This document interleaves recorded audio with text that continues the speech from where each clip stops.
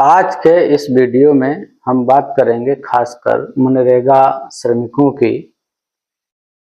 जब भी हम गांव में जाते हैं और जो मनरेगा श्रमिकों से बात करते हैं, क्या उन्होंने अपना श्रम कार्ड बनवा रखा है, तो उत्तर मिलता है कि नहीं बनवा रखा।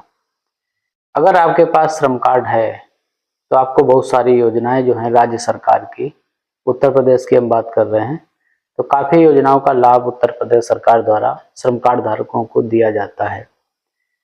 तो मनरेगा में जो भी श्रमिक हैं, अगर उन्होंने 12 महीने में कम से कम 90 दिनों का काम किया है तो वो एक प्रमाण पत्र अपने सचिव ग्राम पंचायत से बनवा लें और जनपद में जो श्रम विभाग होता है वहाँ जाके अपना आधार लिए जाएं, प्रमाण पत्र लिए जाएं, बैंक खाता लिए जाएं, फोटो लिए जाएं और अपना पंजीकरण वहाँ पे करवा लें श्रम कार्ड।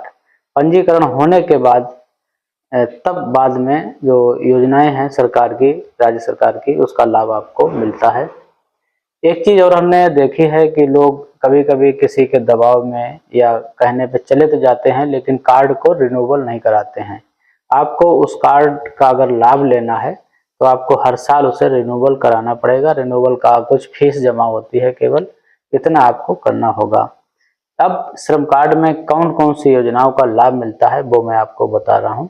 एक तो स्वास्थ्य और बीमा योजना का लाभ इसमें मिलता है। उत्तर प्रदेश श्रमिक स्वास्थ्य बीमा योजना के तहत, इसके तहत अगर श्रमिक की मृत्यु होती है तो 2 लाख रुपए सरकार देती है और 5 लाख तक का इसमें इलाज फ्री होता है श्रम कार्ड धारक का।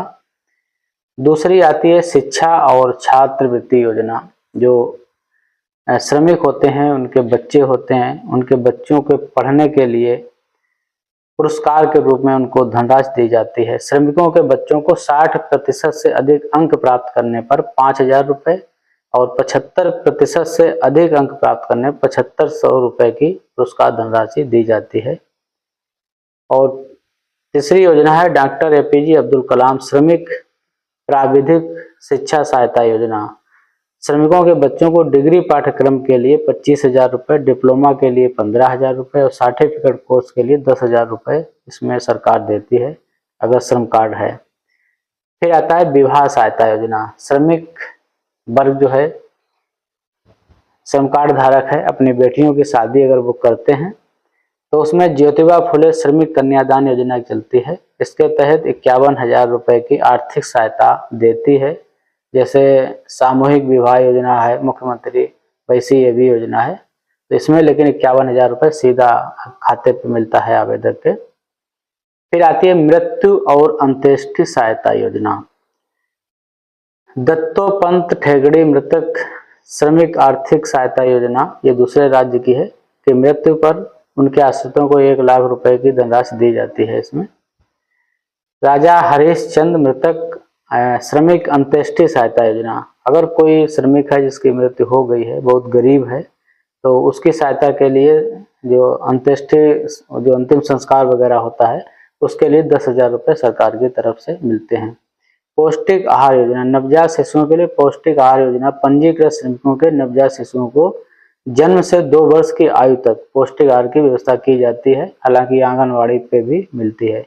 तो इतनी सारी योजनाएं हैं जो केवल श्रम कार्ड अगर आप बनवा लेते हैं तो आपको ये सब मिला। साइकिल योजना भी उसी में आती है। आपको अगर कोई कौशल प्रशिक्षण का कार्यक्रम भी आपको उसमें दिया जाता है, बीमा भी दिया जाता है, दुर्घटना बीमा दिया जाता है।